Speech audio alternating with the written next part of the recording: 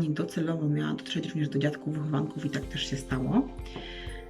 Cóż mogę więcej wspomnieć? Uważam, i taki program jest bardzo ważny, pogłębienie świadomości na temat objawów udaru mózgu oraz bardzo szybkiego reagowania na to, co zaobserwujemy, jest niezwykle istotne i powinno się o tym mówić jak najwięcej, tak długo, aż każdy będzie wiedział, co ma zrobić w danej sytuacji.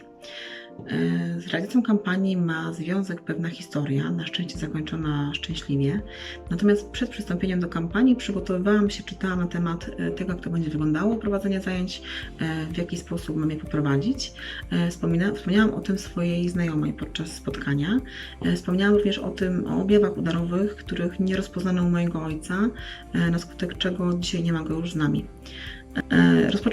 Minął pewien czas, rozpoczęłam prowadzenie zajęć z dzieciakami, kampania trwała i w tym momencie odebrałam wiadomość od znajomej, iż jest mi strasznie wdzięczna o tym, że wspomniałam o tym wszystkim, ponieważ 2 tygodnie po naszej rozmowie jej mąż doznał udaru. I gdyby nie nasza rozmowa, pewnie nie zareagowałaby tak, jak zareagowała, nie wezwałaby tak szybko pomocy, tylko pewnie zbagatelizowaliby to wszystko i mogłoby się wszystko potoczyć zupełnie inaczej. Natomiast dzisiaj na skutek szybkiego zareagowania, wezwania pogotowia, ów pan cieszy się ponownie zdrowiem i życiem u boku znajomej i jest wszystko w porządku.